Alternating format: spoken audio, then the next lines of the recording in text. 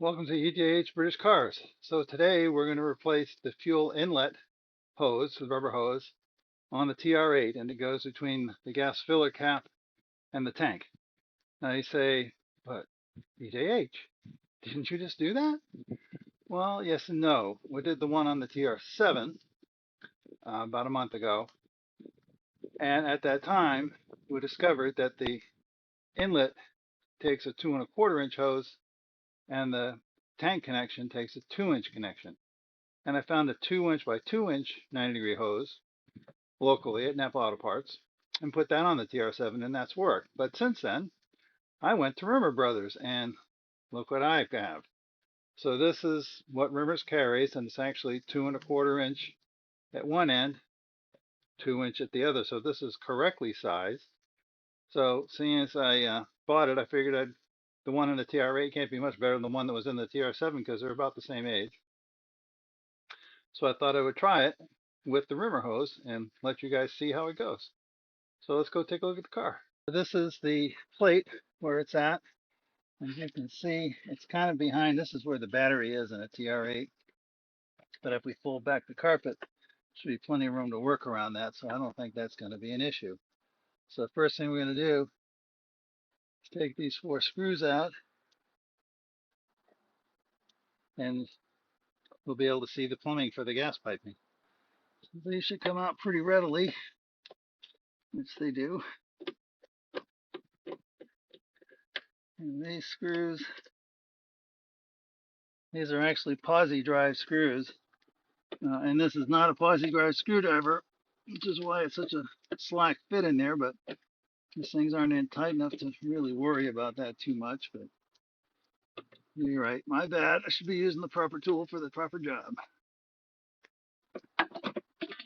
And there's a gasket on there as well,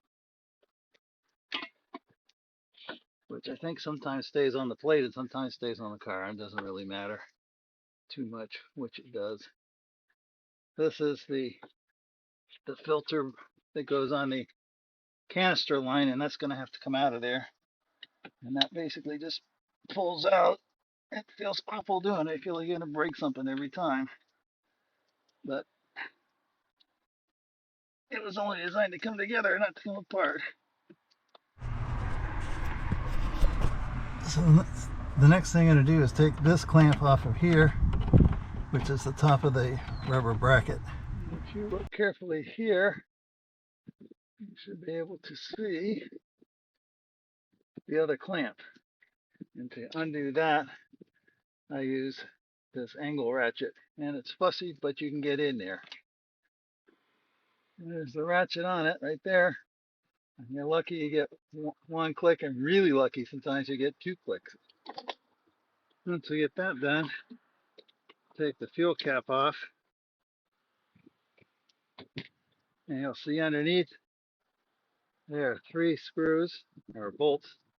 And that's probably a 5/16 head. Yes, it is. And there's a 5/16 nut underneath that. So we need to take those off. And then once we take those 3 nuts out, this plastic device lifts out, and it goes with that notch in the bottom ring, faces towards the front of the car when it goes back together, because these 3 bolts are not evenly spaced. The front 2 are closer together than they are from the rear one. So the next thing we're going to do is use this little pick to get behind that rubber hose way back there to loosen up a little bit, because it's been on so long it's adhered to that steel tube. And here it is. I did find that I loosened that up a little bit, and then I pushed this down out of the hole and twisted it, and then it came off. But surprisingly, this one's in much better shape than the one before it, even though this is an 80 and the other was an 81. Here's how that spike's supposed to work. A lot easier when it's out of the car, that's for sure. Because once you get that in there, you can just roll it around. And then, with a bit of luck, there you go. So this is going to be difficult to pull out because this has that 90 in, so essentially you have to straighten it out to do that. And the easiest thing is to put it in a vise so you can have an extra hand. So that's what I'm going to do. As you can see, the new hose and the old hose, the same length, same 90. The diameters are slightly different just because the old one stretched from being on for so long. Here's the metal infill. This has holes here, so I guess as the fuel goes in, the air it's displacing in the tank comes outside the metal tube, inside the rubber tube, and vents up through here, this stack, and exits through here. Another interesting thing to note, the nuts are welded in place in this one. They were not on the other one. So whether that was something that happened later, or it was like that from the factory, don't know. Because I think that these were built in a different factory, 80 and 81. Anyway, so now we just need to put the rubber hose on, and it's always good to throw a little silicone lubricant on the inside, so I'm going to do that. So next we're going to put that on, and I think you should note that you see where this flange is brazed on, so that rubber hose is not going to come any higher than about a quarter inch below that lowest spot. So you want to make sure it's big end on first.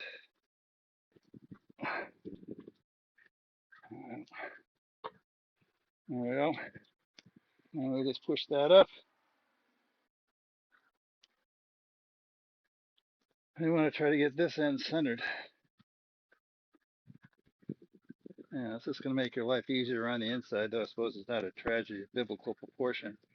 And then I'm going to go ahead and put this clamp on before I put it in the car, but I'm going to estimate the angle this is going to be in so that the clamp goes on in a way that I'll be able to loosen it if I need to when it's in the car. And the other thing you might want to do, and I'm going to do it to these ones, is lubricate these too, because they've been on a long time. Now we'll just feed the pipe into the fuel tank. When we do this, leave it at a bit of an angle. We'll put the upper piece in later. After we pull the metal piece into the tank, you can lean it forward towards the rear bumper, set the front edge of the rubber hose, and then push back and sort of wiggle it in. Bit fussy, but it goes. After you've got the rear set, you're going to push the top in, slide it underneath. You're going to have to kind of bend everything in, so you have to push pretty hard, but it'll go. And then get it lined up through the inlet hole in the top of the car. So I'm going to get the 3 holes lined up and insert the 3 bolts through the top. Don't tighten them all the way down until they are all in place, and then snug them all up. You'll want to set the 2 forward bolts first, do them up finger tight, and then you can lower the trunk lid to get access to the 3rd one, put that one in, and then you can snug them all up square. And then after that, we'll have to tighten the clamp down at the bottom after we've made sure that there's no tension in the hose, so you might have to twist it around a little.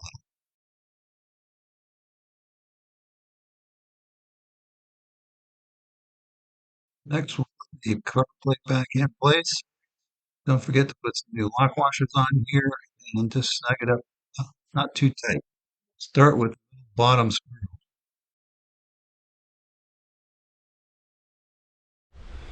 Well, I hope you enjoyed all that. Sorry about the last couple of minutes of audio. I accidentally recorded it in high speed, so it didn't have any audio, so I slowed it down and added the audio over the top, which is not ideal, but I'd have to take the car apart and reshoot it again, and I didn't really feel like doing that. So don't forget to like, subscribe, share, and comment, and we'll see you in the next video, hopefully with better quality.